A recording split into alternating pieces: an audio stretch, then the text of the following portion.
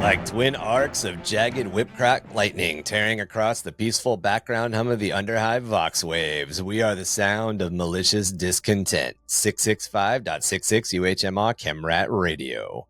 Coming to you live tonight from the Bolter Brain. Skirmishes have erupted between Shadowbreakers and Underhive gangs around the thermal core half-stacks. Inquisitorial agents claiming the need to contain a dangerous artifact unearthed last week in the Frost Hollow. The violence has been contained so far, but threatens to spill out into neighboring districts, with concerns growing around the Glass Eater and Dragon cults and what moves they might make. Best to keep our heads down, our guns loaded, and our mugs chilled with that hamsack. Bringing you only the latest news on the Pirates Vox waves, I am your friendly neighborhood plasma fiend Goblin King, joined by my co-hosts, the electrifying neon-splattered scream queen of electro death, Emmy. Hey! And our very own haunter of the Frost Hollow, the polar bear himself, ChuckerFly. Man, bring me some of those glass eaters so I can grind them up. By the way, Emmy, I have decided that you are one of the lead singers / screamers of one of the pop bands in the Underhive. So Hell yeah! You'll have to figure out more about your character, but that's where I've placed you. All right. We'll come up with merch. All I knew is that you wanted to do Splatterhawk, and I was like, all right, cool. Now I know where to put your character. And by the way, as soon as you have a character in like the radio personality stuff, you become an NPC that I can pull from in the RPG. So be warned. Okay. I will try to get some character art going. Okay, yeah, because you might end up like with like a really bad Ryan impersonating Emmy's voice on the stream. Just warning you. Just Somebody told me I have a laugh like Kamala Harris on my live the other day, and I was like, I would have to Google that. I don't know if I've ever heard her laugh. I don't think I do. I don't think I'm that obnoxious. No. Well, I would agree that your laugh is not obnoxious. I would also say I don't know what she sounds like when she laughs. Obnoxious. I've been told that I've got a method of speaking that's very reminiscent of Joe Biden. You know, everyone's like, oh. You don't fall asleep while you're talking. I know, dude. I'm just messing around. God. All right. Welcome to Under the Hive of Madness, episode 100, The Good, the Bad, and the Warped, part 2. A game of Warhammer can last anywhere from an hour to more standard average, which I would say is about 4 hours, 4.5 hours. Not 8. Not 8, Kevin, not 8. If you're playing competitively in RTTs or other events, you're probably really used to the 3-hour time limit format. Often games are filled with intense focus while you keep all of your units' information ready and in your mind, while also trying to observe your opponent's moves and army composition, always looking to come up with the next piece of your strategy so you can launch and win the day. And yeah, as Chuck mentioned, not 8, Kevin. I didn't say that. I just said not 8. I added Kevin. To be fair, some of the times that Kevin's taken a really long time, it's because we're playing like a 5-person game and we're doing weird stuff. But oh man, it also gives us all as players a lot of time to interact with some of the best players out there, people who exemplify good sportsmanship, even while we can experience some of the most mind-numbing dumb luck, like rolling 19 ones on 20 dice when all you needed was 2 3+, or the dumb luck of having a beautifully and newly painted model shot off the table in the opening rolls of a game. If that hasn't happened to you yet, you don't play it. It always happens. You're like, I just finished this brand new, it's dead. And then there are just the plain weird experiences, like facing off against an opponent who communicates exclusively through Pokemon analogies. And that is not just something I made up. That dude played Tyranids, if that helps you paint any sort of picture of how that game went. That doesn't surprise me either. He played Tyranids, and yeah. I had to Google stuff because I was like, I'm not really sure what's going on. At least twice. I had That's pretty no good. idea what was going on. I love that. So way back in the early days of the podcast, we went over some of our own good, bad, and warped experiences. In fact, Mark brought up a time where I think he rolled something like 25 dice and every single one was a 1. That's Hateful. amazing. Yeah. Like, statistically, though, what is the odds of that? That has to be like 25 to a factorial. Yeah. So a ridiculously low number. You're going to figure it out. Perfect. However, see. as we've expanded as a show, we've gotten new cast members. Welcome, Chuck. And we have epic guest hosts like Emmy, who are now part of our show. And it's about damn time that we got down to brass tacks and did a part 2. And what a better episode to celebrate a part 2 of good, bad, and weird Warhammer game experiences than episode 100. However, before we jump into our first, you've got a number for us? How bad It's is it? about a 1 in 37,000 chance. Yeah, it sounds like Marquis' luck. Yeah. So before we get into our good experiences, Emmy, I know that you've got some hard-hitting lore questions that you wanted to ask us, right? You got your little Okay. book of questions? I wrote them in the notes this time, but yes, I know what you mean about my notebook.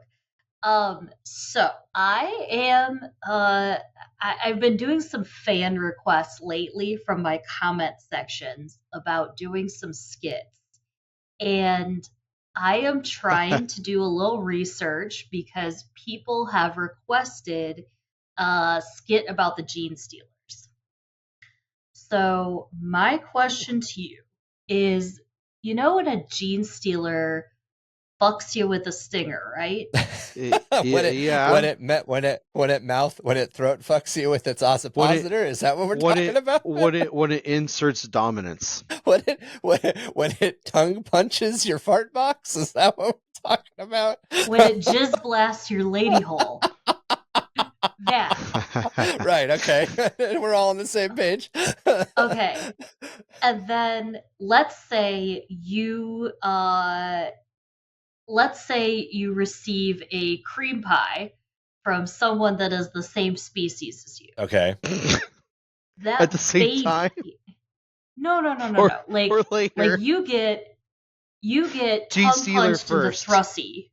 Okay. Genestealer first. Okay. Then let's say you get, however your species gets pregnant. You Right. get cream pied, right? Right. And then that baby, though, is going to be Genestealer because the thrusty genetic material, right? It's more dominant. So what ends up happening is that the Genestealer kiss, which it literally, like, if you want to think about it as the mouth part, the inner mouth part from the movie Alien, Yeah. that's what it shoves into you. And Yeah. it just looks like a Genestealer. It does not look like a human. Yeah. The first babies, those are first generation Genestealers, are first generation Genestealer infected. Right. Those first generation Genestealer infected go out and procreate like normal. Their kids are abominates. The first generation born are abominates and aberrations. So basically. the second generation is the abominates. Well, abominates kind of just happen randomly, but it goes aberrates, abominates, neophytes, and then it goes up. Yeah. So the second generation are neophytes. When second generation people bump uglies, they have neophytes. When neophytes bump uglies, they have the next rank up, all the way to the 4th rank. And the 4th rank is where you get your magoses and all of your, like, essentially look human. There's almost no difference. Right. Actually, I take that back. Aberrants and abominations happen later. First generation are neophytes. Second generation are acolytes. Third generation are specialists. And then 4th generation are basically indistinguishable from humans. And that's where you get your, like, magoses and your other stuff. Right. And then at that point, when the 4th generation have kids, that's when you get your aberrants and your abominations and just Genestealers. So if 2 4th generation infected have sex, they're not going to have a human looking kid at all. They literally, assuming you're talking about the human species, they literally have a Genestealer. However, because the Genestealer has infected your mind, even at the first generation, you see that 3-armed slug baby as being the most beautiful baby in the world. And that continues all the way up, except, as you know, as soon as you're a neophyte or an acolyte or a 3rd generation, obviously you're already full. You're completely aware you're a Genestealer, so everything's changed. Now, at every one of those generations, the neophytes, the acolytes, the 3rd generation, and the 4th generation, the Magos generation, they can also all give the Genestealer kiss. They just don't give it the same way. They don't have a tongue punchy mouth bit. They just have the ability, their tongue essentially, it's not even that. Their secretions at that point are the Genestealer kiss. So after the Genestealer has tongue punched you, it's essentially a sexually transmitted disease. Every time you have sex, you pass on the Genestealer gift to the That's person awesome. that you had sex with. And it binds them to you. So these are like ridiculously monogamous people that just pump out Genestealers for the cult. It's actually baked into the lore. And I love Did that help? everybody. Did I answer? Everybody can't see Emmy right now, but it's her face of shock. I love. And we kind of talked about this in our Genestealer episode and Purity Seal territory real quickly here. The Genestealers are based on the alien, and the alien was based on the idea of what if men could be penetratedly raped, and what does that do? How do you break down the psyche of, the 1970s male with the idea of you have been forcefully impregnated and the pregnancy is going to kill you? Like, that's the point of Ridley Scott's movie Alien. Don't dress it up as much as you want. That's what the dude was trying to communicate to people, and that was the birth of the xenomorph monster. And the Genestealer is based on the xenomorph. So the Genestealer borrowed a lot of that, like, horror element, that body horror element, that Cronenbergian element into it of like, your willpower is removed, you're now giving birth to monsters. And like, that's what it is. Like, you're welcome, yeah. Emmy. That may not pass the regulatory TikTok and YouTube algorithm. I am now trying to figure out how, because they don't even let you say kill on TikTok. You have to say unalive. You can't say sex. You can't say penis. Man, I'm glad I gave up. I'm glad I gave up taking Tic Tacs years ago, man. I mean, they were low in calories, but I'm glad I'm over them. So essentially what happens, if you want to come up with a way to describe it, the Genestealer. I got it for you, Emmy. Let me ask a question. Based on what you're allowed to do on TikTok. You know how there's the whole thing with guys in locker rooms and they got the wet towel and they snap it and hit each other in like the thigh or somewhere exposed. There's your Genestealer kiss. Just something real simple. You just whip. It's like that quick contact somehow. Oh, look, I left a bruise, and there you go. There's your Genestealer kiss. When a Genestealer is just a Genestealer. So in order to become a patriarch, a Genestealer has to infect a population. So when a Genestealer is just a Genestealer, it essentially has two powers. Its first power is it has essentially Dracula's stare. Like if you want to pull something from modern fiction.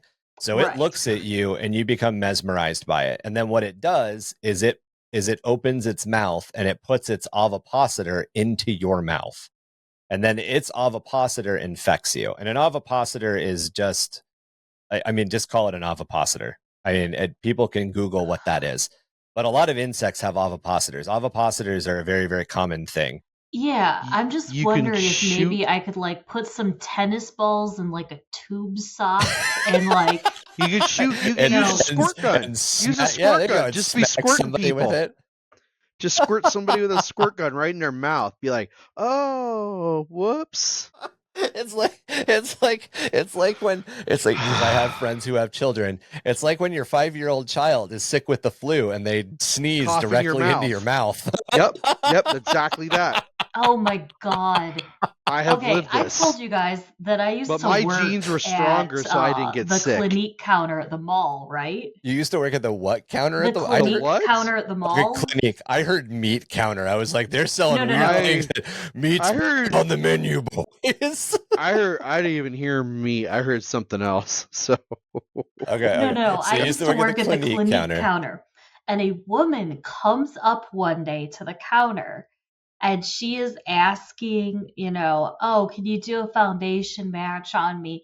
And, the makeovers are not free, but they'll try to be like, oh, can you do a foundation match? Maybe we could try a blush. And she's trying to work her way up into essentially me doing her makeup for free. But I know better than this. But as I'm trying to kind of politely let her know that you're going to have to spend some money to sit in the chair, she just fucking sneezes all over the testers. The little pans of makeup. Genestealer right there. Genestealer right there. I'm like, these cost hundreds of dollars. Oh my God. This is hundreds of dollars of blush and eyeshadow that this woman has just fucking all over. Oh my God. That's... See, that fits right into your horror stories of gaming, but you did it with makeup. That's right. Yeah. So yeah. Oh God. Essentially, once you've become infected with the Genestealer virus, all of your progeny, all of your children will be Genestealers. It just depends on what generation infected you are. All right, so Purity Seal territory, and this is a lot.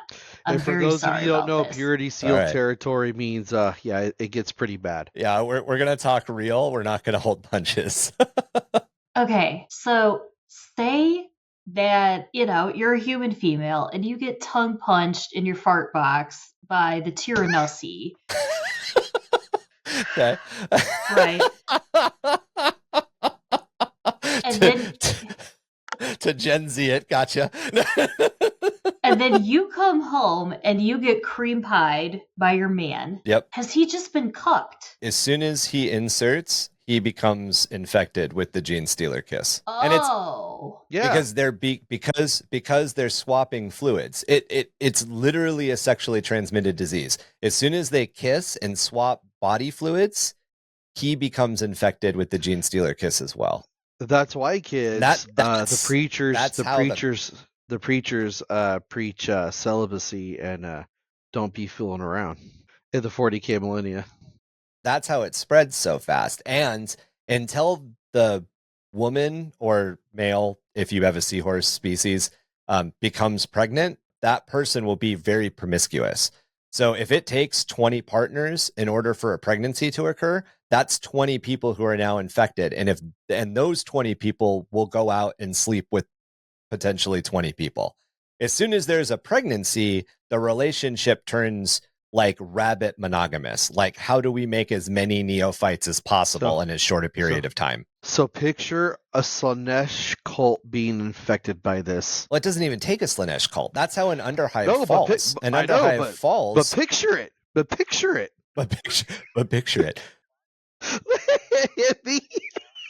A lot of times a Genestealer will stalk and pick its prey. So a lot of times the Genestealer's first targets will be dock workers and sex workers. It'll be targets that it has already seen being promiscuous. And it won't just infect one person. A Genestealer will make thousands of first generation. It'll lure people into dark hallways and convert him. Wow, you're welcome, Emmy. You left her speechless. I love it. Hey, and Emmy, guess what? Some of the people who are born just get dragged back to the gene pool and literally turned into syrup.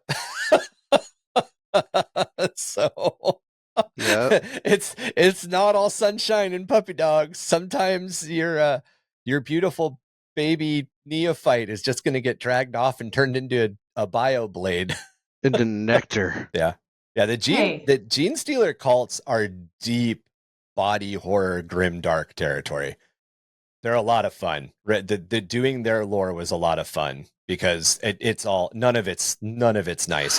The Genestealers are the most redemptive. The Genestealer cult is at the same time one of the most redemptive lore arcs and one of the worst lore arcs because on one side feels like the Genestealers cults are all about like support for the people, but if you peel that layer back, it's not. It's legitimately just, how do we turn an entire planet into biomass? That's it. Okay. That's the entire point of the Genestealer cult. Okay, so I've read about the demon Kalaba. The what? The demon what? Kalaba? Kalaba. I gotcha. I'm following. Okay. And, I did not have this reaction. Okay. What is a demon Kalaba? Like, is it like what it sounds? What? Chuck, you don't know what the demon Kalaba is? Hey man, educate me. What is this? I want Emmy to explain it though. I'm not gonna Google search it. Oh, that a real world thing? No. Oh man. Do you want me to pull up? I can pull up pictures. Okay. Do you know what the Tyrannid, the Norn queens are? Yeah. Oh, you're asking Chuck. Yeah, it's kind of like that, but for chaos demons. I'll just put it that way. Okay. Not. They are mutated female humans that some of the chaos primarchs use to try to give birth to new chaos space marines. Oh, okay. So I have probably never read it in my head the right way. Yeah, the things that they have those in one of the Ultramarine books. Fabius. Yep, they have those. Yeah, I think in one of the Ultramarine books. Yeah, Fabius File. Yeah. Yeah, it's kind of like the Norn Queens, but for like Emperor's children, kind of thing. Yeah, it's not as hot. That's not as hot as Genestealer stuff. And there are pictures of them, and you do not want to see what the pictures look like, because they're all fan art. You don't want to see what people came up with. No thanks. Yeah, it's really gross. It's weird. It's kind of fucked up. And I was like, okay, it's a bunch of, basement dwelling edgelords in Nottingham trying to be cool. I was like, okay, whatever. And then in the chapter of the book, is that what it's called? Demon Coladas? Kalaba. Kalaba. Like pina colada? You're gonna make that a drink now. Trademark. Yeah, and for example, the chapter of the Silver Skulls book I was reading last night, the Silver Skulls and their Inquisitor friends just dropped down onto a hive world because they're part of, Ordo Hereticus. Those are the ones that deal with the heretics. This hive world has kind of fallen to chaos. There's rebellion, and they're trying to quash the rebellion. And some Thousand Sun successor chapter got there before them, and they get down to the planet, and the governor's been disemboweled, and the chaos sorcerers took his guts and arranged them in a chaos star and tacked him up to the wall. I was like, oh, so edgy, guys. This Genestealer stuff is fucked up. Holy shit. The rest of it, I'm like, whatever. Drakari homunculi, whatever. The demon Kalaba, whatever. This stuff, this is the first time that Warhammer lore has truly left me icky. Genestealer and Tyrannid lore is exceptionally body horror. Horrible. Yeah, it's horrible. It's all body horror. Rippers will infest people as flea-sized critters, mite-sized critters, and they will literally grow. They'll gestate to full size inside of a guardsman body and then eat their way out. So a guardsman will just erupt into a puddle of rippers on the field. There's nasty Tyrannid stuff and Genestealer stuff, and it's that whole thing. Homunculus kind of have it on the other way. The Drakari kind of have it on more of the Cronenberg way, where it's the body horror of weird surgeries and all that sort of stuff that makes certain people's skin crawl. But all the Genestealer and Tyrannid stuff is being, I can't remember what the phobia is called, but that phobia that paper wasps are going to build a colony in your body. It's that sort of shit. That's the sort of shit that the Genestealers and Tyrannids play with, which it makes your skin crawl in a very different way from the normal, just yes, we've sacrificed Yeah, the chaos everybody guy's on gonna this kill planet me. to make the ocean full of blood. Yeah, like it's different. Yeah, that's at least some with that, like you're just dead. edgelord Not shit. only, Yeah. not only are you gonna kill me, but you're gonna impregnate me, make me birth something, then eat me. Yeah, thanks. No, you're not dead. You're not No, dead. You're just part of the cult. Oh, You're literally just part of the cult. Sometimes you become part of the goo, like you said. Well, that's true. Well, usually your kids become part of the ghoul. If you're a first generation infected, you are literally a human. There's no Genestealer trait in you yet, except for the DNA that came from the kiss. You don't start looking like a Genestealer. There's nothing that makes you so you're not going to be sacrificed because you just look like a human. You are the most passable. And the thing that happens is they make other first generation infected. So they're the people that end up running the cults. And then, think of the way that like Catholicism works. This is my blood. Take it and drink of me. Very, very quickly, just think of a first generation infected Genestealer slicing her palm into a chalice and giving it to a congregation of non-infected people, a congregation that literally just wants a way out of the toil of the underhive. And then all of a sudden, that entire room of 500 people, without the need for a one-on-one physical interaction, has just all become first-generation Genestealer infected. And that's the way that the cult spreads. And that's what makes it insidious, because you can't track it. And by the time the Imperium figures out that there's a Genestealer cult on the planet, usually the answer is exterminatus. Yep. Like there's nothing we can do. It's over. And there might be one on Terra. Yeah, because one of the novels, Emmy, that I've read, it talks about the brothel, and the guardsmen go there, and they're really intrigued by the tattoos on the women.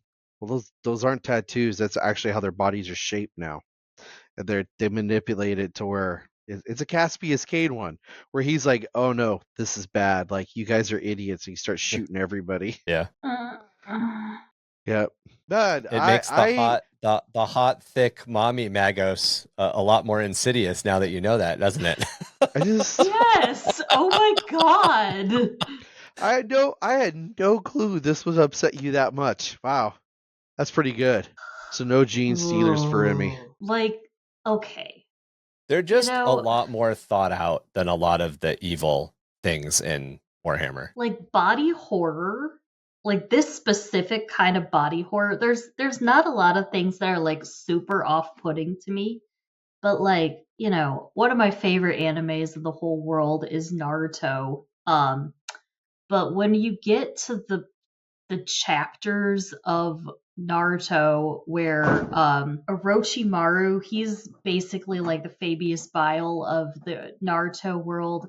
When he starts using his like snake spirit to put special snake jizz in the young boys that will someday become his empty vessel, when he really weird picture I pulled up for this part of the conversation. Yeah, that's pretty good. Yeah, Orochimaru is like obsessed with living forever. He's kind of like a Lord Voldemort type of character. But he's like also this kind of like evil snake demon. And he sort of like grows little boys in vats to someday like become his next vessel. When taking young boys from the village and trying to stuff his snake juice in them didn't quite work. Yeah, that guy. That one. Yeah. This is the only part of Naruto that I was like, this is really fucked up. There was that whole arc with the guy, his name is Pain, and he's covered in these like metal chakra rods, and he takes corpses from the village, shoves chakra rods in them, and then uses his special jutsu to like animate his 6 dead friends that are now corpse puppets. Like I was like, okay, that's kind of fucked up. But truly, the Orochimaru taking boys out of vats and shoving snake jizz in them to try to like live forever, that's where I draw the line. That's actually the the basis of the demon Claudia too is they essentially wanted to make Horus. They wanted to remake Horus. Yeah. And there's a bunch of failed Horus clones in Fabius's collection. Like that I always kind of imagine it in that Alien Resurrection when Ripley finds the room of all the other failed Ripley experiments. I feel like Fabius has a Horus room like that. Oh, he probably does. Yeah, but see those 6 dudes behind Payne there? Those are all of his dead friends that he's turned into corpse puppets. But those are all like people he knew. That's creepy. Kind of fucked up. We found the line in the sand for 40k lore for Emmy. There it is. And now I know how I'm going to write this skit. So, Ryan, you're getting a producer credit in my caption. You'll be like, and Ryan fucking horrified me. All right. So what's your next question? Okay. It's less gross, I think. Well, I don't know. Depending on who you ask, it's less gross. I was like, okay, something croots. I didn't think of anything good. Something okay, fruit. something cruise. We can cross that off. We talked about them. We already Oh no. Do you want to know how Kroot reproduce? Okay, how do the Kroot reproduce? They secrete a substance through their hands.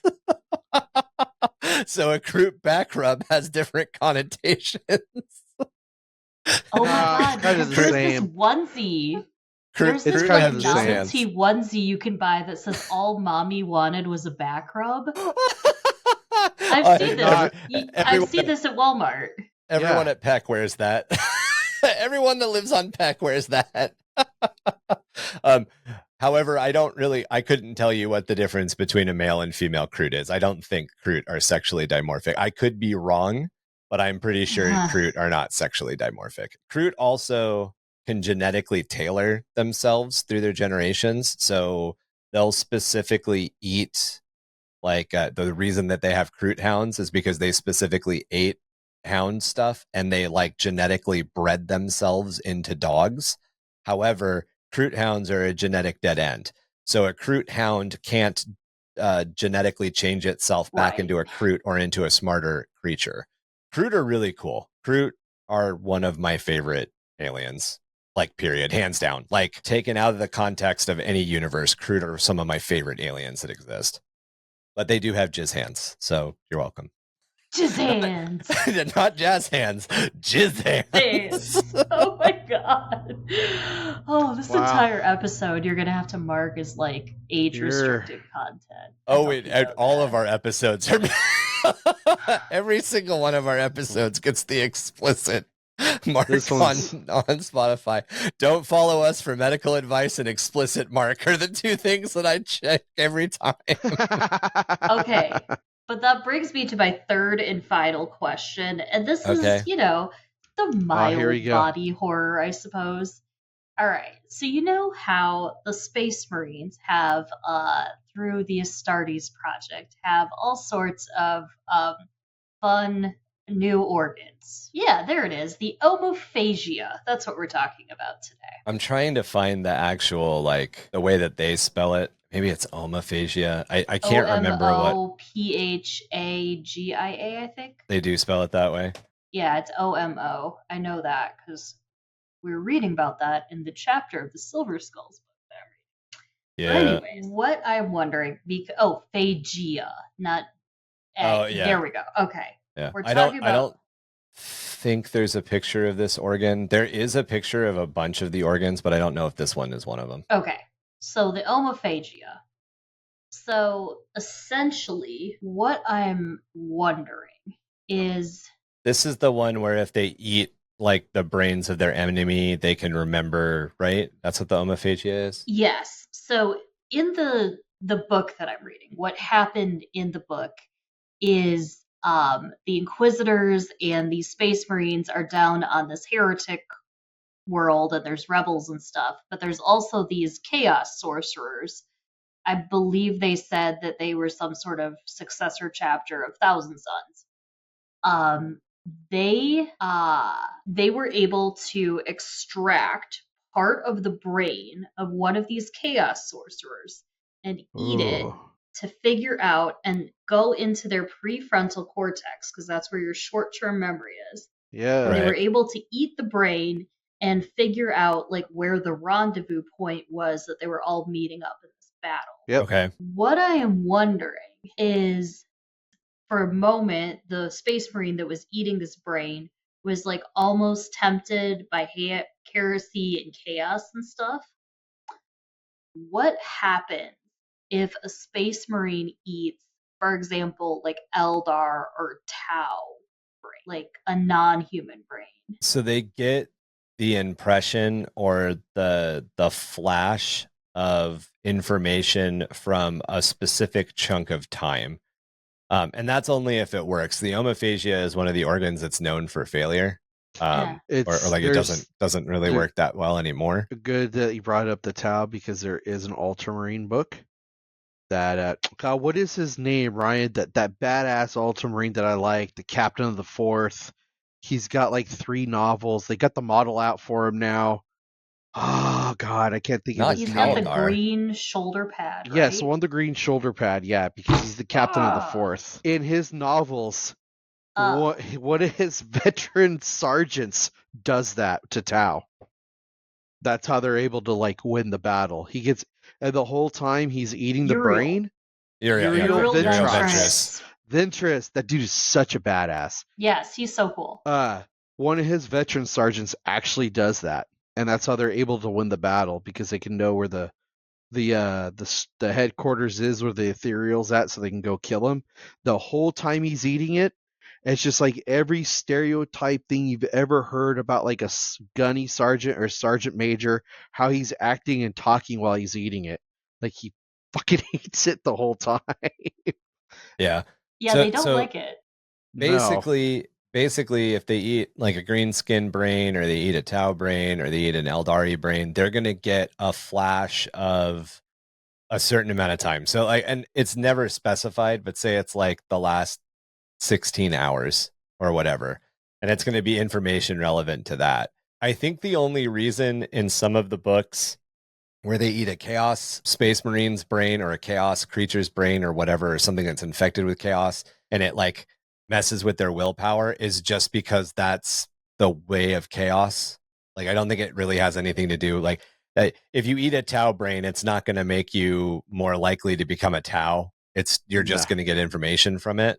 It's only the fact that it's a chaos tainted brain that has the chance for like the taint to go on. I want to say I don't know of any cases of it being used on an Eldar brain, and that might be because it's never happened, or that might be because no one's ever written about it, or that I just haven't read about it. As an Eldar player and somebody who knows Eldar lore pretty well, I imagine that the same sort of thing that happens with a chaos guy, though, would happen with an Eldar. Like, the Eldar is going to fight you. The Eldar's brain is going to fight you, or the Eldar's consciousness has already fled into the Seer Stone, so you're literally just eating gray paste. Mush. And you may not get any active information from it, because the part that makes the Eldar is gone. It's already in the Seer Stone. Right. Whenever they Soul Stone. Sorry. Whenever they eat Chaos Brain, I guarantee, I don't know if it's in that novel you're reading, but I bet they're going to spend a lot of time with a librarian and chaplain afterwards. Oh yeah, no doubt, right? Yeah. But yeah, I'm going to have to look into the omophagia and Eldar. I like that. That's a cool question. Yeah. Okay. That is a good one. Well, I ran out of questions. Shall we get into this good, bad war? We should. All right, so as we mentioned, we've got 3 different categories. We've got the good, the bad, and the warped. And if you haven't figured it out, it's a take on the good, the bad, and the weird. Not the good, the bad, and the ugly, but the good, the bad, and the weird. I like so. Yeah, let's start off with our. You should watch the good, the bad, and the weird. It is a very, very strange movie, and very much in the good, the bad, and the ugly like style. It's amusing. Anyway. Let's start off with our good story. And Emmy, I think you should start us off. What is a good Warhammer 40k, or what is a good Warhammer? It doesn't have to be 40k. It can be Fantasy Battle. It can be Age of Sigmar. But what is a good Warhammer player story that you've got? Oh, all right. Well, let's take, for example, the last game of 40k I played. I was playing my Necrons. Okay. And I had my little, just a squad of warriors, Necron warriors, up against some Death Angel veteran Blade Guard. And yeah, those guys. That's my Royal Warden. He was actually pretty instrumental in this battle too.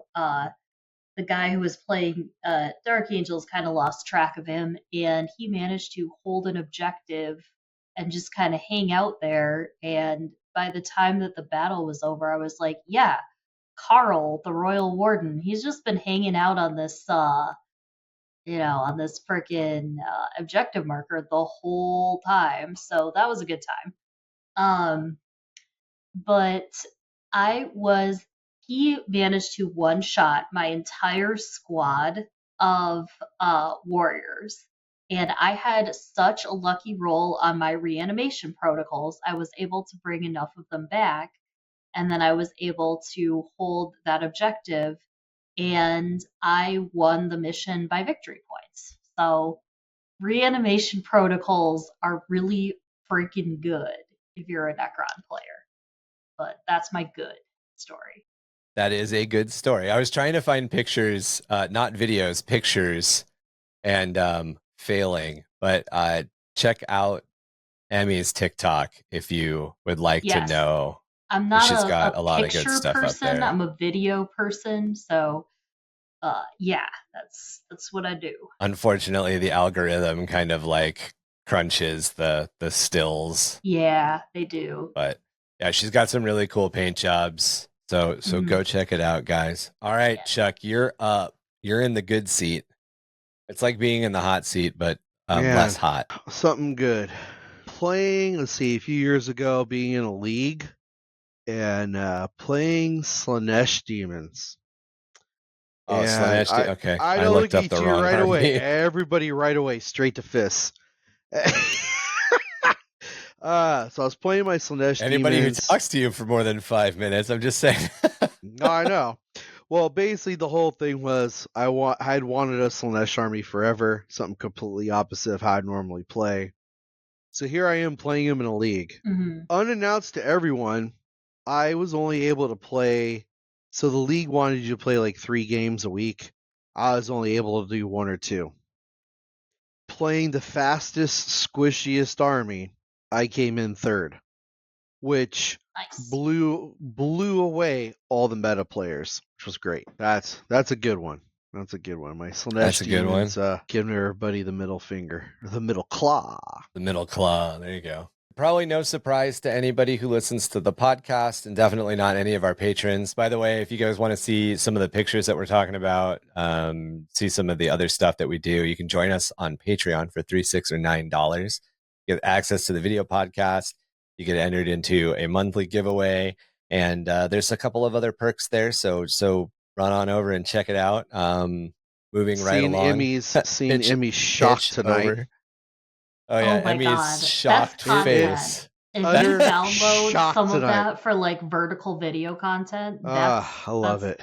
That's TikTok. That's gold. When we get to when this episode comes up onto the Opus scale, I'll see what Opus kicks out based on. Because that's a thumbnail. That is a thumbnail. Yeah. There is just a minute where you're just like, excuse me? I'm like, it's the lore, man. I don't know what you want me to say. Jaw dropped. Loved it. About a year ago. Actually, yeah, just about a year ago, Crusher Stampede came into fashion. And being that I have a bunch of old Forge World models, because I have been collecting Tyranids for a very long time, I got to use my Barbed and my Shooty Heradules, the biggins. Oh, sick. And I had been able to, I had used them right at the beginning of right when I got them, because like it's this new giant model and I'm going to play with it. But they had never really done well at all. That they're just kind of clunky and they're expensive, they're clunky, they're big. They draw a lot of fire. They didn't really have a lot of survivability. And, again, that was probably like 5th edition or 6th edition at some point. And they just sat on the shelf. They're a really cool big model. They sat on the shelf. I've got one of the scythed ones and I've got one of the barbed ones. So I have both of them. I have the shooty and the rippy. And then Crusher Stampede came by about, and I was able to run big monster lists of Tyranids for about 6 months. And I had a lot of fun running them. Everyone hated you. They didn't survive super long. They only survived like 3 rounds, but they move real fast. They rip everything apart and they focus the entire enemy's army on you. My win rate wasn't that good. I think I was only at like a 66 or 68% win rate, which is relatively low for Crusher Stampede. However, my scythed Herodule specifically earned the nickname Tiny. Nobody liked facing Tiny because he would tear through everything. And he won best in show, but it was kind of tongue in cheek because we weren't one. It was an RTT. It was not a dog show. They wanted to give me shit and they wanted to call out my model. So I won an award that didn't exist. So everybody could good-heartedly boo me. I had a lot of fun doing it. I did not always play the most meta that I was supposed to. I'm a very aggressive Tyranid player. I like being across the board in turn 1. I like to see how much damage I can do to your back end within a round or two. And that is not always a succeeding strategy. And definitely in 9th, where so much dealt with point control. As Crusher Stampede wore on, because I was playing with the same group of guys, I really honed down my Tyranid list, and it's the Tyranid list that I was actually able to carry over into 10th, which is really nice. So warrior blocks, I now run a couple of different warrior blocks, which are good for holding objectives. It was just a very good learning experience. I had a lot of fun with it. Everybody who I played with had a lot of fun. I never really had that, even when I completely steamrolled somebody, I never really had that like feels bad experience with the other player, because it was a goofy list. It was legitimately the kaiju list. I ran the kaiju list, and people loved fighting against it, especially night players. Night players really liked playing against it, even though I could slice and dice and roast the inside of a knight if I wanted to pretty easily. So it was a lot of fun. That's probably my most updated good experience. Was playing Crusher Stampede for those 6 months. People liked having me around because I ended up kind of being that if you can take on his Crusher Stampede, you can take on anybody. There were a couple of crusade bends to a couple of the different tournaments that I went to where I ended up being the almost NPC army that people had to deal with. I wasn't necessarily like placing in the campaign, or I wasn't necessarily like placing in the game. I was just that you have to deal with the Tyranids at some point and they're over there. It was a lot of fun. It was a lot of fun playing Crusher Stampede. Yeah. And I think the fact that nobody ever really had a super bad time helped out. And the fact that I actually got to see that these guys, the Herodules move and work the way that they were supposed to. Yeah. That's cool. And now I can't anymore. Now they're back on it's probably not a good idea. I think they might even be legends, which is upsetting, but they're really cool models. They're huge too. Herodules are, I think they're 120 or 130 millimeter base, round base. So they are giant models. So that they're like it's the like base a of a knight knight. size? What? I'm sorry? Flyer. They're like a flyer size? knight size. Yes. Yeah. They're like a knight size. They're really big. I actually might even be bigger than a knight, because a knight's on an oval base. It's, I think Herodules are on the largest round base. Yeah. Whatever the largest round base is, maybe 150 millimeter. So yeah, they're about the size of a knight. They're crouched down. So you can't even use that right now in most tournaments with how the spacing is. Oh, you couldn't. Yeah, and that was what. Okay, so this isn't part of my bad story, but I'm going to bring it up here because this is something that really frustrated me playing Crusher Stampede. Good segue into a gripe that isn't my bad story, but it's a gripe. Grind my gears right here, kids. The fact that large monsters and knights can't just bash through certain types of terrain is annoying. The fact that a container box can block a Carnifex or a Herodule or a Land Raider, no fucking sense. Or a Land Raider or a Knight. Like any of these things should be able to tear through a container box like it's tinfoil. Mm-hmm. I get why they don't have destructible terrain rules, but there definitely should be pass-through terrain rules. Like if you're a monster, a ruined wall is not going to stop you.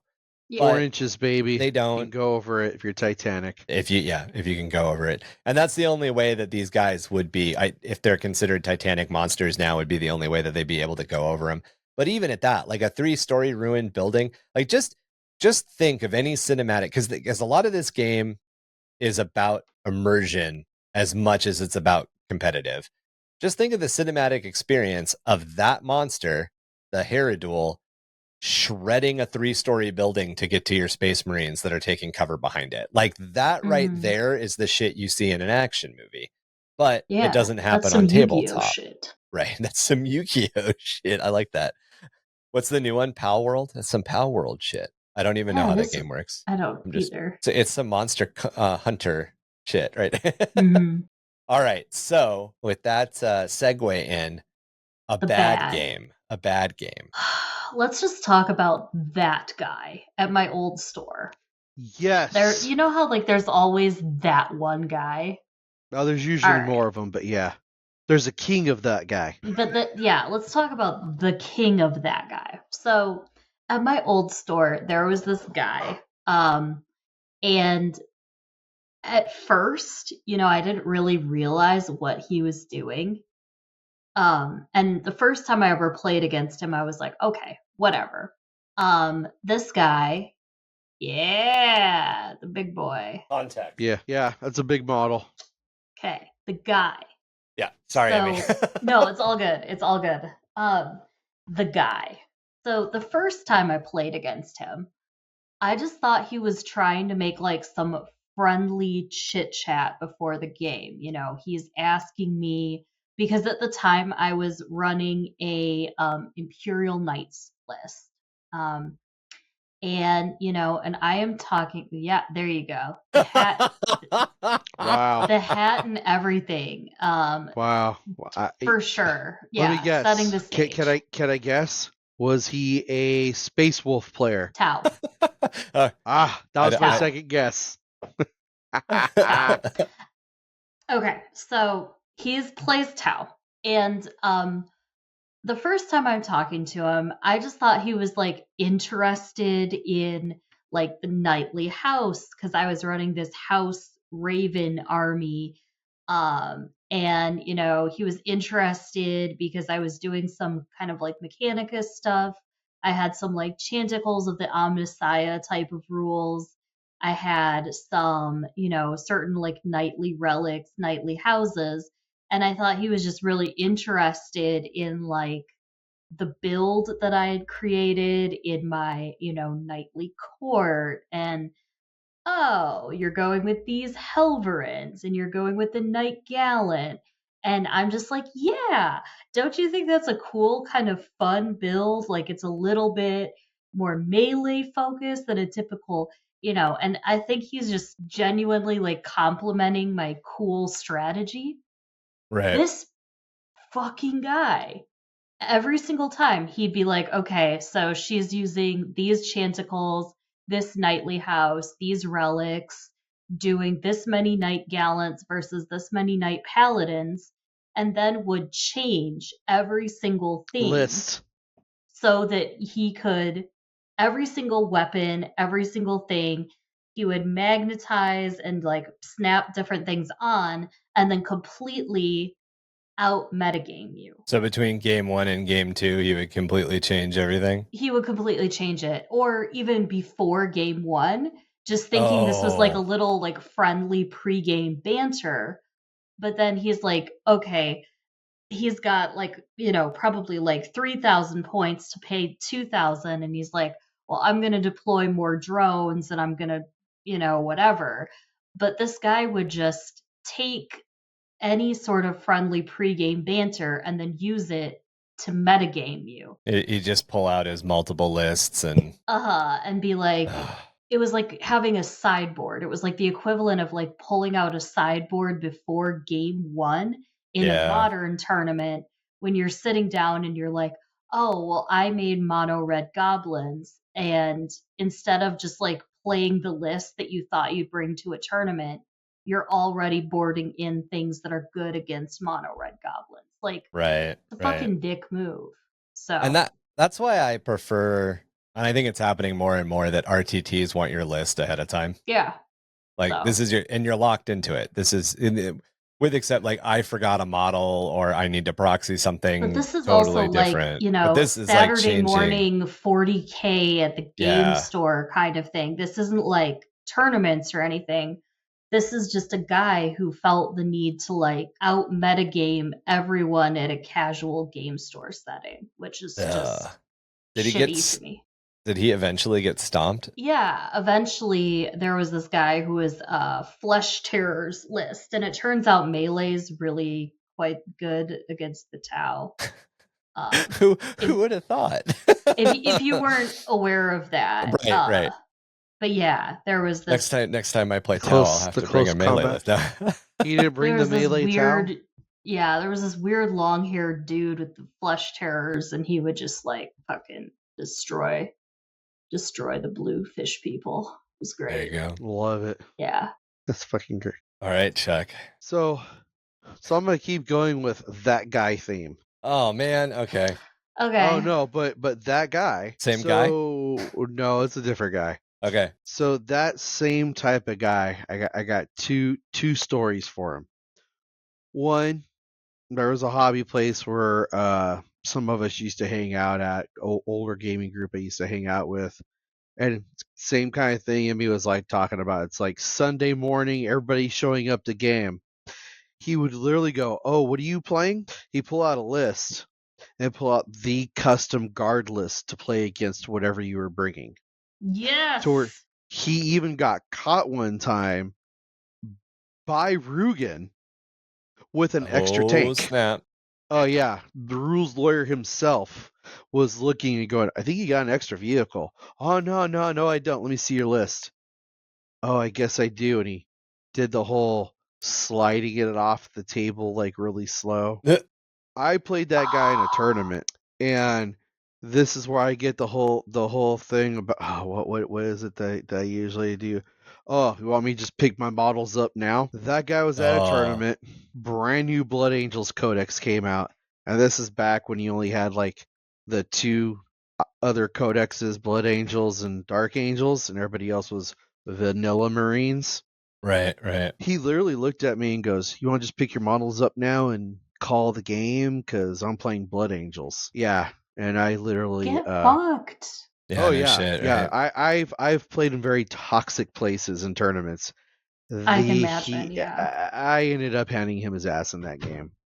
Good. Later on, saw that guy about a year later at another store when Knights were brand new, and Knights were wrecking everybody. That guy, I walked up, that meta chaser. I said, "Hey, how you doing?" "I've lost every single game. I think I have to get rid of my Knights." I'm like, dude, too suck. You guys know this story, right? The picture I just brought up. So this dude was at a tournament, and he was faced with an opponent that was like that, but he was playing Kroot, or he was playing Tau, and it was back when if you could deploy your units all along a table edge, the other guy couldn't do anything. So the dude had like a Blood Angels army that was deep strike everything. And nothing could deep strike. And the guy just deployed a Kroot every 2 inches along the board edge. And the guy couldn't deep strike anything and lost. What? But he had been playing piece of shit. But he had been playing the guy in the white shirt had been playing one of those like you might as well just pick up your models and leave deep strike lists. And this other guy was like, nope, Oh, I'm going to end your shit right now and just wrecked him with a dumb rule. God damn. Love it. Yep. I fucking love it. It happened every once in a while. Those guys get their comeuppance. There's always a guy that can figure out how to outrule you. There is always somebody in a situation who can figure out how to rub your face in the rules that you're trying to fuck with. Oh, I love that. That's fucking great. It also kind of like goes in the face of the whole idea of like, at the end, it is still a game. Like, I'm sure a football team, like, let's just say, well, I don't know football well enough anymore. I got one of those for you. But I got one of those for you from a few years ago. Okay. Right. So for the longest time, people have hated the Patriots because of Bill Belichick and Tom Brady, right? Right. I may not be a Patriots fan, but I will admit Bill Belichick is probably one of the greatest rules lawyers ever. A few years back, it's right along those lines. They were deflating their footballs. Deflategate. Oh, yeah, I remember about this. The Dolphins, I think it was the Dolphins complained. Well, it's one of those things that's a gray area, which instituted a change. And now there's a rule about it. Lip reading. Guess what? Lip reading was never against the rules in the NFL. So the Patriots paid for people to read lips on the sideline. So that's why you see all the coaches now covering their mouths. Because it was never a rule. Oh my God. Everybody did it, but they only called out the Patriots. Maybe football was a bad example. In most professional sports, I would imagine that, like, I don't know. I'm just gonna pick two teams that I know because otherwise my analogy is gonna completely fall apart. So you would never have the Knicks and the Bulls show up and the Bulls just tell the Knicks, you might as well just go home now. We're gonna win. Like, that would never fucking happen. They're going to be professional and they're going to play a game of basketball. And like the fact that there are people out there who play this game and game, not sport, game. And I realize I realize there's a heavy competitive side. So I realize that at a certain point, it does enter into sportsmanship and can be a little sports adjacent, if not sports like. At the end of the day, you never should just walk up to somebody and be like, I've heard your reputation. I know you're not a good player, or I know your list, or I'm playing this, so you might as well just give up. Like, it's shitty. That actually makes a person that gets told that play even harder. Yeah. Or stop playing. But God forbid you hit somebody at their first RTT who's either young or new to the game. And that's it. You just took that person's budding joy and tore away their desire to learn the game or to be part of the community. And like it thankfully, I think it doesn't happen that much. So we're on bad. So this is a good time to bring it up. As a female player, how often do you deal with like shitty attitudes just because you're there? Oh, so one time, this was at an Age of Sigmar event that I was playing. Okay. I had my Maggot Kin of Nurgle army. That was what I was playing heavily at the time. And this guy, this is right when God, what are they called? The Sons of Behemoth come out. the Knight Army for Age of Sigmar. Yeah, the Knight Army for Age of Sigmar. And he's like, well, obviously it's a brand new codex. This is top of the meta. Maggot Kin of Nurgle, whatever. Or no, I was playing my lizards. Sorry, I was playing my lizard men at the time. So their book had come out, prior.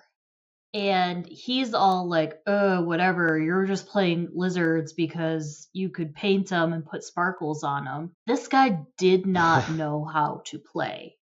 Just so didn't know his rules, didn't know his triggers. So he's actuallying you. He's actuallying me. He also knows that I'm a content creator and thinks that I just play for clout or attention or something. Right. And is like also giving me shit because of my content. But does not know how to fucking play the army. Whereas like I know all my spell slots. I have a very specific meta list with like God, Lord Croak. I forget what it's actually called. I just call it the astral ass clapping. The thing where he can project his dummy thickness into the other lizards and then make them cast spells on his behalf across the board. Oh, that's And cool. make his deadly solar laser beams come out of the other lizard people because he's been dead and dummy thick for numerous laser ages. beams on lizards instead of sharks. Yeah. Right. The freaking laser beams. So he can do this. I forget what that ability is called, but I can send deadly laser beams from basically anywhere on the field as long as it's a skink unit. Okay. And I'm just sending, and the Gargants, the Sons of Behemoth, they don't do magic. And if they did, he wouldn't know how to do it. And so he just knows, like, oh, I'm going to roll a bunch of dice and stomp on you. Like, no, I'm doing fucking frog magic and you're making fun of me because I'm a girl. But by the end of it, like, he was so humbled. He was like, oh.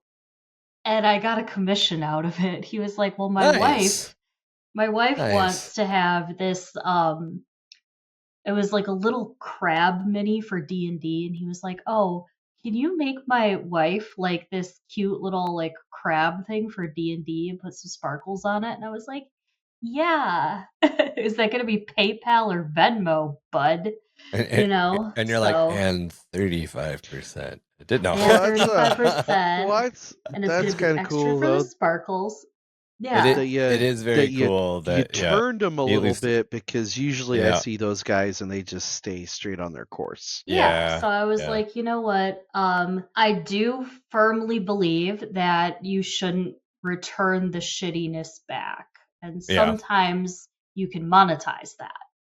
So, monetize shit. Yeah. If they're mean to you, be nice to them until they give you money. That's okay. If you're watching the podcast and there's anything you'd like to be nice to them, take away from this, be nice to people until they give you money. Yeah. That's the lesson I'd like to impart tonight. All right, so I can't learn that one. Me. my story is about dice. Okay. Dice that have failed me. Oh. I already covered that for me in the Patreon.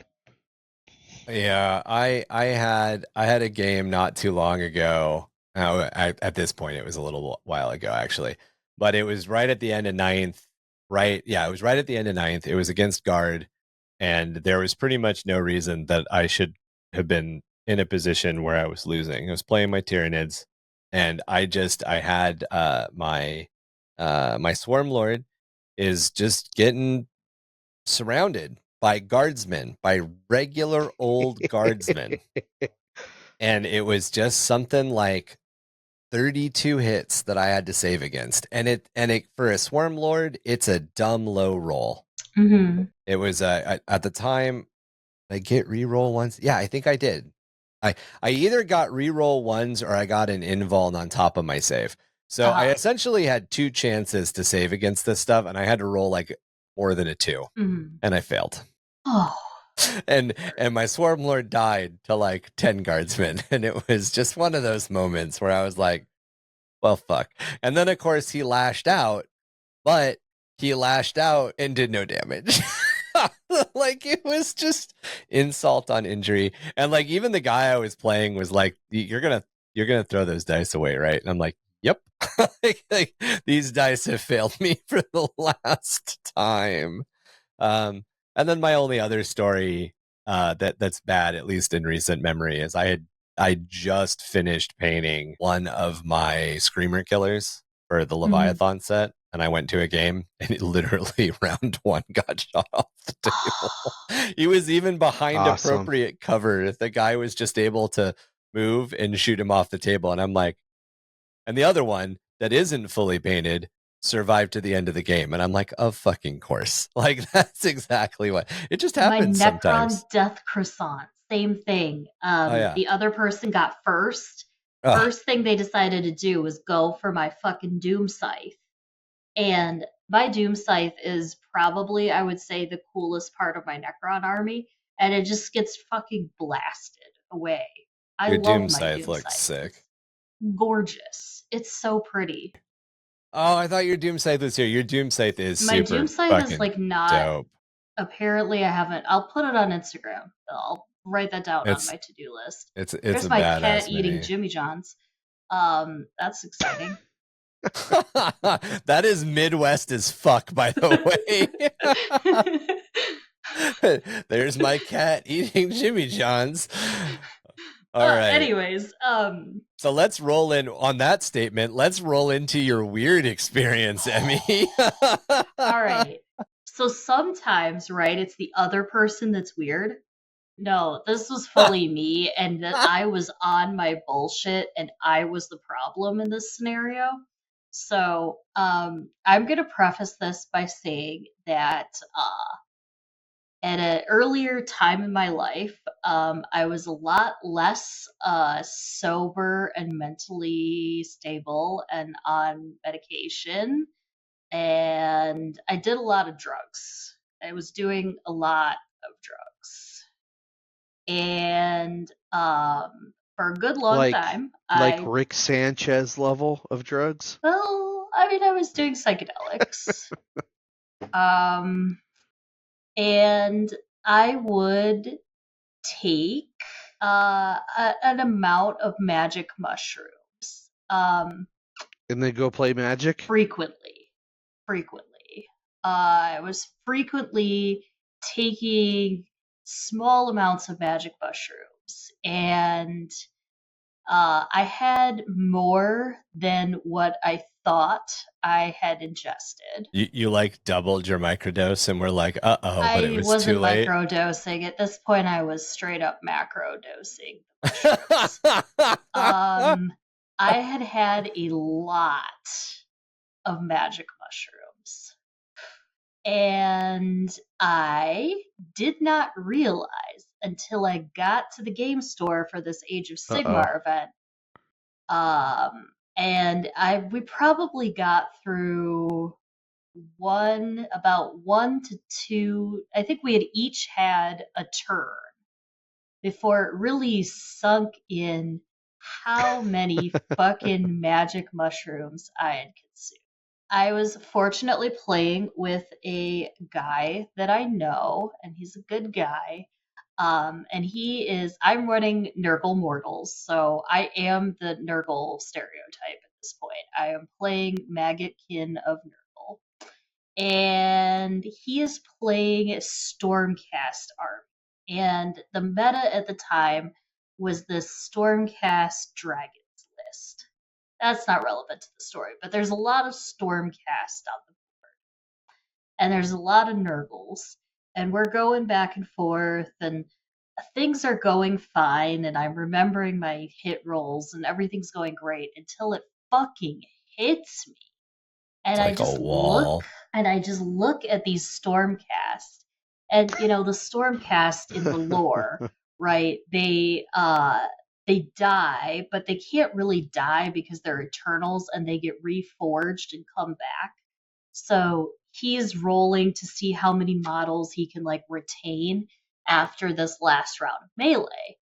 And I'm remembering all the Stormcast lore I have been reading, and how the Stormcast, they get reforged so many times they kind of lose their identity. Yeah, they start to go insane. They start to go insane. Yeah, exactly. And it hits me how horrible and traumatizing war is. And I just feel my feelings too hard. And I just kind of... Oh my god, the worst thing to happen in a Warhammer game. And I start realizing the horrors of war. And I start to realize the horrors of war, so much so that I kind of have to quietly sit down in a quiet space. And I think that no one's watching this, but they are. And I have to and I just start fucking sobbing. And everyone's like, and I'm like, the Sigmar right. Contra Curtison. Those Stormcast Eternals are not okay. War changes people, man. And I'm just fucking bawling, thinking of like the gravity of the conflict and like how I just don't want any more violence for anyone. And then I was like, I have to get sober. I have to do like this was like literally the moment. Was that the awakening? Yeah, this is the last time I did mushrooms. I was like, I have to stop doing this many drugs. And yeah, I experienced like a rock bottom moment on my sobriety journey at a fucking Warhammer tournament. It could have been worse. He could have been playing Genestealer Cult.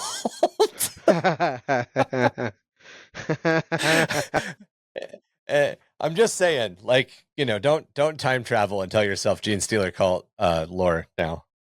You know, that'd be bad. Oh my god. See, that's the thing right now is I'm in the middle of a job search, and so I have not smoked nothing in like a month. And believe you me, if I had had like, you know, my usual 200 milligram bedtime edible before this, things would be a lot more fucked up than they are right now. But you're getting like peaceful, sober, healed Emmy today. But I used to do a lot of drugs. And so, okay, you know what? There's been like a take-home teachable moment for every single one of my stories in this podcast. So be nice to people until they pay you money. And also, if you are in a situation where you are having a rock bottom moment at a fucking Warhammer event, go get help. Seek help. This is it. There are other ways to deal with your shit, hopefully with like a licensed clinical professional medication, but do not do psychedelics at a Warhammer tournament. Also, if you're over 40, don't do. If you're over 40 and you've never done psychedelics, do not try psychedelics. There are things that it's just too late for you to try. You say not do that. You say it's not the time. I think it's actually like 32 or 33. It's a relative. There is an age where if you haven't done them, so psychedelics change your brain. Yeah. And if you do psychedelics early enough, unlike especially microdosing and experimenting and everything, like I not having massively abused in a very long time, there's definitely things I learned about myself and things I learned about the universe doing it. And I think that overall, because I had good experiences and because I was in a good space when I did it, it was beneficial, more beneficial than harmful. There was definitely harmful levels of usage that happened too. But from what I understand now as an adult, I've done it. So if I do it again, it's probably going to be okay. But if you've never done it before and you're over, I think maybe it's 28. I can't remember what the age is, but like the fact that your brain it's like is fully developed. Ryan. Yeah, it's 26. It? That's whenever your brain is done developing. If you do it after that for the first time, you're gonna have a bad experience. If not a like, so you're everyone around you is gonna have. So you're saying the purple dragon will eat me? Yes. Oh, 100%. Like, thank God you can no longer buy 40x salvia at the fucking gas station. Oh my God. This Four Loko isn't legal anymore because I was fully like 18, 19, just fully like in my party rock era. And thank God. Do you remember Sparks? Yes. So I worked for a haunted attraction in a major American city. I worked for the Haunted Hotel in San Diego. And Robert, if you happen to be listening to the podcast, I absolutely love you. But some of the people that I worked with were insane. One of the girls that we worked with would drink like 4 Sparks in a night. And it got to the point where there was a rule that was passed at the hotel where like you could not drink alcoholic energy drinks. Like it got to that level. It got to the no one can do this before or after if they're going to be on premise because of their action, because of actions that have happened in the past. Okay, here's a question, Ryan. Uh-oh. Do you think 4 Sparks energy drinks would affect a Space Marine in any way? No, actually. Okay. Not at all. Their metabolism. So there's. Do you know about the How ale? many Sparks energy drinks would kill a Space Marine? I think that at that point, Space Marine's stomach would stop processing it before it could kill him. Oh yeah, because of the way that their metabolisms are built. So here's the interesting thing. So, and I know this is going to come up, and I know that people have already asked about it. So the two things that get brought up a lot are about Space Wolves, Space Marines being able to get drunk, and Space Marines being able to have sex. And in both cases, the Space Marines, specifically the Space Wolves chapter, have a guy who's kind of known for bullshitting and making stuff up, who claims that he can get drunk and claims that he can have lots of sex. But it's legitimately, I can't remember his name, but it's the dude who's Loki. All of the stories about Tom Space Hiddleston? Wolves. No, the Space Wolf character that's Loki. Oh, sorry. like for Maganog Lokananaheim or something. That was Space Yiddish. Space Wolves, Space Wolves players, I love you. But there's a character in the Space Wolves that's essentially like supposed to kind of be Loki or based on Loki, and he's known for like coming up with wild stories. And he's the one that tells the stories about how he specifically and other Space Wolves have had a lot of sex and have lots of children, which shines a lot of doubt on it. And the Space Wolves chapter claims that they have alcohol that can get them and any other Space Marines drunk. However, there are very, very few cases of other Space Marines drinking it. And whether or not that's because it's true or whether or not that's because they just don't give a shit is kind of like up in the air. But the White Scars of Chogoris, the Chogoris guys also have a like super alcoholic beverage that they enjoy drinking. And it gets them like head buzzed. But as soon as the shit hits the fan, like this is the way it's described in the White Scars lore, as soon as the shit hits the fan, they're insta sober. Like that alarm goes off, that bolter magazine clicks home, that slide racks back, any of these like little tiny triggers, they're instantly sober and they're ready to go again. If they choose to be head buzzed, they can be head buzzed. But also this like fermented goat's milk that they drink like would kill a mortal, like just smelling it. So anything that is on the mortal scale, you'd have to drink some. I mean, you'd have to have like 6 Panera iced lemonades. Dude, I drank that stuff for like a week. Okay, so straight. I used to drink a 30-ounce one of those every morning. So you and I talked about them, okay? Like legitimately, you and I talked about them. The very next day, that person died, and you and I talked about them again. And then literally a day and a half later, 2 more people died. And I was like, I am never trying these. Like, I drank them every day for a week. I got jittery. God. I had panic attacks. I had a hemorrhoid. Oh my God, why? It's too much caffeine and sugar. And it's just caffeine and sugar, right? It's a 30-ounce one of those is the equivalent of 4 Red Bulls. Oh my God. Like, no wonder I was having this 2:30 p.m. I was just like, I'm tired of drinking iced coffee. I happen to be a card-carrying member of the Panera Unlimited Sip Club. I'm back to the iced coffee. Yeah. You can't even get that. Like, they have the self-serve area. And you can't get it anymore. They pulled that shit out of the self-serve, so you have to ask them. And like, and hopefully they only serve 12 ounces now. You can still get the large one, but like, I think they have to be like, are you aware of what this is? Yeah. And the other day I was at Panera, and some guy like came up to the counter and was like, I want to try that lemonade that kills people. And the cashier, the lady is like taking his order and she's like, cool, do you want mango or the watermelon mint? Lesson 4 from Emmy today. Dying from drinking a beverage is a good marketing tactic. Apparently, this guy was like, I heard about the killer lemonade and I want to try it. Oh, that's fucking My wild. dude, do not do that. All right, Chuck, bring us back with a weird tale. A weird Warhammer tale.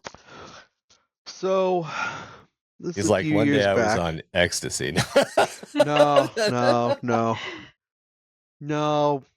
So, all right. So, for years, and like Emmy's already talked about, Ryan's brought it up, women in the community hasn't always been the norm. So, picture a few years back, and a guy I knew had a really attractive girlfriend. Well, I'd met her and whatever, like I'm not the type to stop mid walking just because I see a woman. Well, in the middle of a tournament, what he decided to do was have the girlfriend show up during a tournament. Told me the story. Yeah, so my back is facing the door, and the guy I'm playing against he's rolling his whatever. He was playing Tau. He literally stops mid roll, his jaw drops, and all of his dice fall out of his hand, and I'm like, oh my god, what? I'm legit like, what walked through the door? Excuse me, and I turn around, my buddy's girlfriend walks in. Ryan, she's wearing a see-through blouse. He did it on purpose. They did it on purpose. I feel she was in on this. She's wearing, painted on jeans and red heels. Her hair is all done up. So, there's about 25 dudes playing. Well, 2 out of them kept playing. Me and the boyfriend.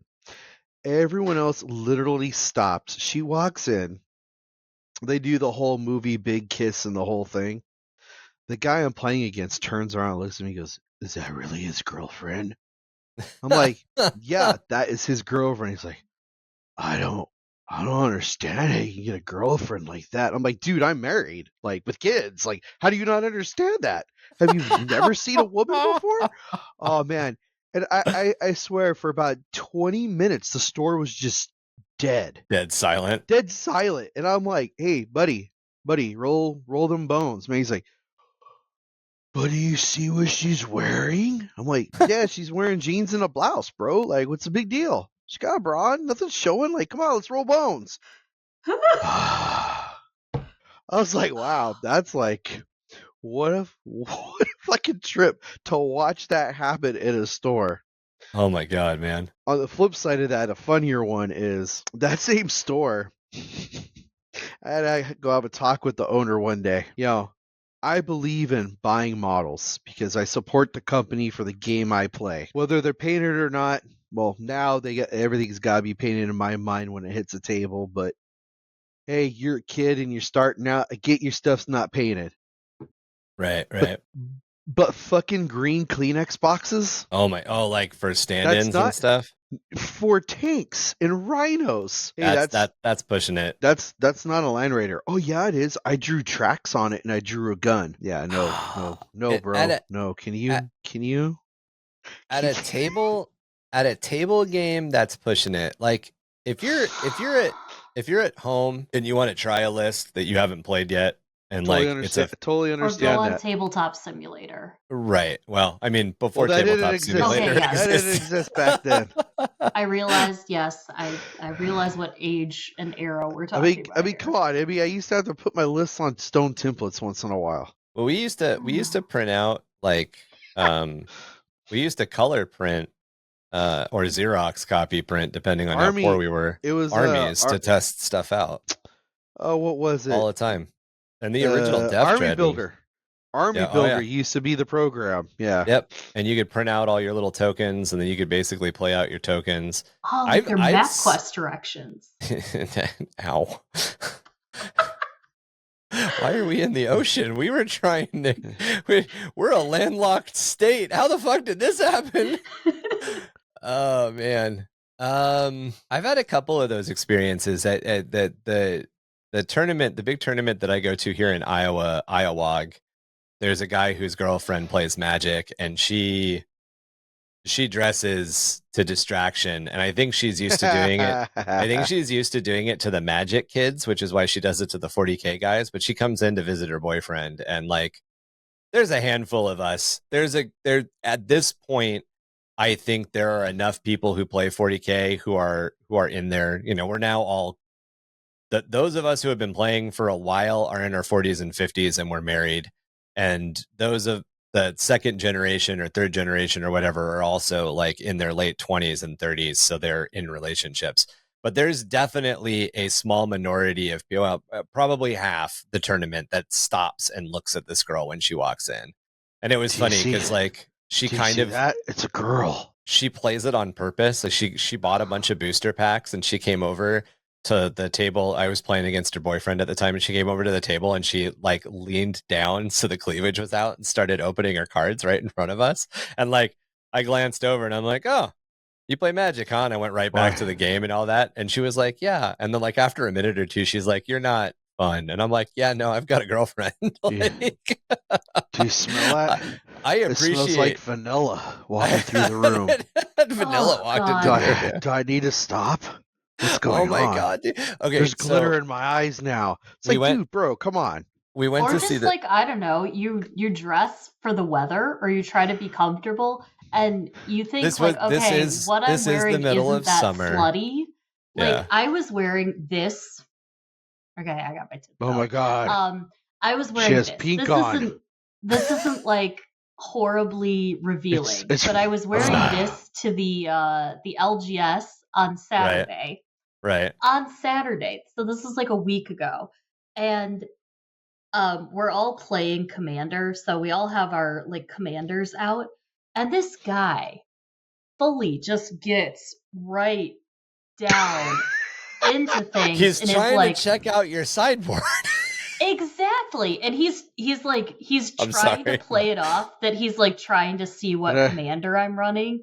Oh my god. And I'm Can I use my card to see what back to the beginning, my card to see what bra size you are? Exactly. And he's fully staring into my cleavage, and I'm like, I'm playing Merfolk. This is Hackball of the Surging Soul. He's a fish man. Anyways. Emmy's like, hey, why do you got hash marks on that commander card for, man? Are those in inches? Exactly. Hey, bro, put that thing away, bro. So to be fair, it was the middle of summer. Put the card away. However, to be fair, she was wearing a leather bustier, and she was specifically trying to distract. She was doing it on purpose.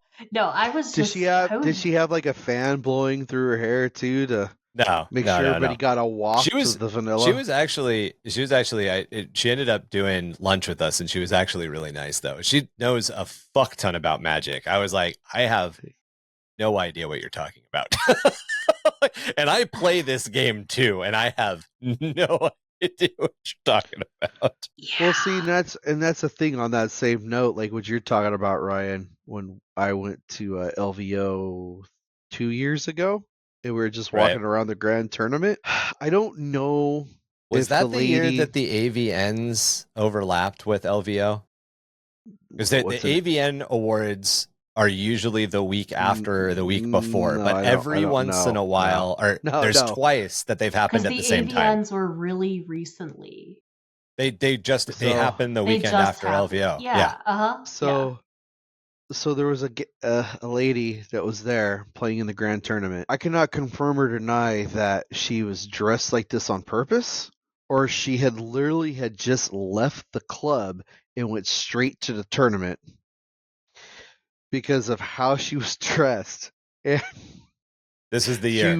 She was trying to take full advantage of her opponent by doing the opposite of what you were talking about, Emmy. She was everything out, trying to flaunt it to distract him.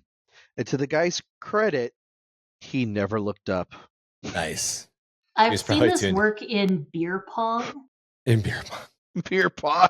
I think it was beer pong. I think it was 2019, but and she placed like 76th or 77th or something like that. And I'm sure somebody is furiously typing to like fact check me on this, but there was a year recently, it may not have been LVO, but there was a Warhammer tournament in Vegas that happened at the same time as the AVNs. This is why I think it was LVO. And one of the girls that was there to accept an award at the AVNs was also in LVO. And she literally went from one of the AVN award ceremonies to play one of her games. And then after the game had to leave to go back to an AVN event. And she had some modesty stuff that she put on, so it wasn't like super obvious, but she didn't really have time. Like she couldn't go back and completely change. So it was like she put a leather jacket over like whatever AVN costume that she was wearing, and it apparently caused quite a conundrum on the floor. But and I don't. What a collision of worlds! Holy shit! Like that's awesome. It's gonna happen. It's gonna happen. I mean, but yeah, it was fun, and I can't remember the exact, and it may not have been LVO. It may have been a different gaming tournament. But there was an AVN gaming tournament crossover where one of the people was competing in both, and like basically had to, whatever that movie is where they're dating two people at the same time and they have to change in between. I have a question. Did she play Genestealer Colts? I don't think that more information than I shared came out, but possibly. All right. So my weird story, oddly enough, goes back to Iowag. And it's only weird because of it's not like weird isn't good. Weird isn't bad. Weird is just weird. So I played a guy and his list was 2 Stompas, 2 units of Grots, a unit of Knobs, his war boss, and then 2 of the Killdozer, like the big ass kill tanks. Mm-hmm. He played a very, very heavy giant mech orc army. I was playing Chaos Space Marines. I was running Black Legion.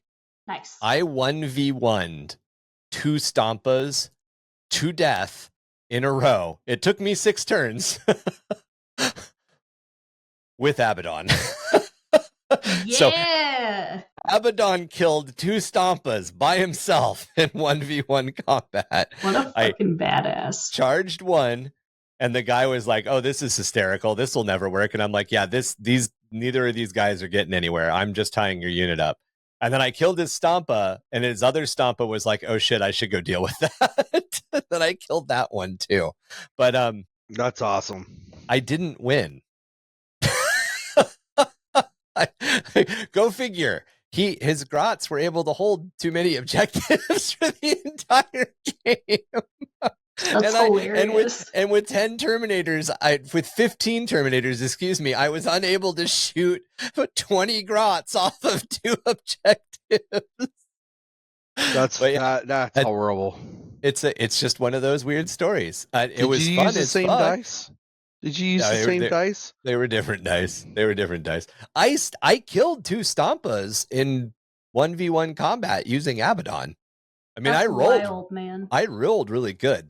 They're like 26 wounds. They're massive. And Abaddon caps out. You can only do in 9th, you could only do a certain number of wounds around. It was a disgusting amount of wounds around, but you could only do a certain amount of wounds around. So that's my weird story. It's just something that you wouldn't think would happen in 5 rounds, that you'd see 2 Stompas go down to a hero, but it happened. I'm also pretty sure I wounded the shit out of the second Stompa before I attacked it, but I still killed it in melee combat with Abaddon, so I count it. I count it as a win. But yeah. Well, guys, I think with that wraps it up for our second adventure into the wacky world of tabletop gameplay. 2024 is officially kicked off, and we'll be continuing our coverage of the Horus Heresy with a look into the Schism of Mars next. So look forward to that series coming up. We've also got some other... Is Emmy going to be on that one? Because she is... have you told everybody what you're going to do your cosplay as? She has her AdMech cosplay, that's true. Yeah. I do have my AdMech cosplay, yeah. We scheduling is always the thing between Emmy and I, but Emmy, of course, you're always welcome on our 40k episodes or 30k episodes as well. We also have some content coming up for creative writing. I know we haven't done a creative writing episode in quite a while. We got into the Horus Heresy and we've just kind of been following the story and having a lot of fun with it. So we don't mean to leave our roots behind with creative writing or creative storytelling. It's just the way we got into a groove and we're really enjoying it. But we do plan on looking at writing history and writing Civil War history, essentially, what the Horus Heresy is from a creative writing standpoint, and dealing with juggling multiple timelines when you're doing world building, because history does not happen in a vacuum and it does not happen linearly. Does it happen in a straight line? Emmy saving with the English. History is a mess and it happens as a tangled web all at once. Want to get into contact with us about any of our episodes or the show itself? You can email us at underthehiveofmadness@gmail.com. You can also join our community on Discord. We talk about the lore, hobby, and tactics of Warhammer 40k, plus other topics like Warhammer Age of Sigmar, Magic the Gathering, RPGs, video games, and much more. Find us on Facebook, Instagram, or at our website, underthehiveofmadness.com. Shameless plug, I am currently part of the playtest team for an upcoming TCG. I am helping to playtest and fine-tune ahead of the Kickstarter in April. If you like stuff like Magic the Gathering, Pokemon, Flesh and Blood, we are creating a card game that's all based on archaeology and adventure serials. If that's the kind of flavor you like, it's called X Seekers of Fortune. You can go to xseekersoffortune.com and reserve your copy for $1 ahead of the Kickstarter. And we have some foil promos of cards that are exclusive if you do so. Also, for myself, I am Coral Pecan on all of the socials except for X, because fuck Elon Musk. All the other ones, though, fuck that guy. I am there mostly on TikTok, but I am on the other socials as well. Come find me. I do funny bits about Warhammer mostly and Magic the Gathering. Anyways, good stuff. Fuck Elon Musk, Coral Pecan everywhere else. Thank you. And we will definitely mention X Seekers of Fortune more as the Kickstarter approaches. I know I'm excited about it, so I'm sure some of our other listeners, and we've got a couple of Magic guys, we got a couple of Yu-Gi-Oh guys, we got a couple of Pokemon guys, so we'll definitely keep you guys. I think it's a good hybrid of all those TCGs. There's some definite, a lot of Pokemon elements to it too. That's awesome. Spelling and links, as always, are down in the show notes. If you would like to help the podcast grow, you can do that by liking and reviewing us wherever you get your podcast fix. Our home is here on Spotify, but you can also find us on Apple, Google, Audible, and many, many more. You can also directly support us through Patreon at www.patreon.com/underthehiveofmadness. All Patreon members get access to a video podcast with minimal editing, so you can see our beautiful faces and hear all of the times that one or all of us, mostly me, forget how to use the English language. All Patreon levels also get access to our quarterly painting contest. Plus, we have perks at higher levels, including monthly giveaways. We are developing RPG rules to be used in the Savage World system that will be released there. We've done some other world building and other supplements that will eventually find their way there as well. So head on over and check all of that out. Does your Hive rig need a tune-up? Whether it's a bike, quad, ice skimmer, growler, or graph board, come on down to the Bolter Brain and let our black thumbs crack your chassis. While you wait, you can take a load off at the home of Brass Barrel Distillery, home of Devil's Comet Amasec and Feral Rager Fungi Beer.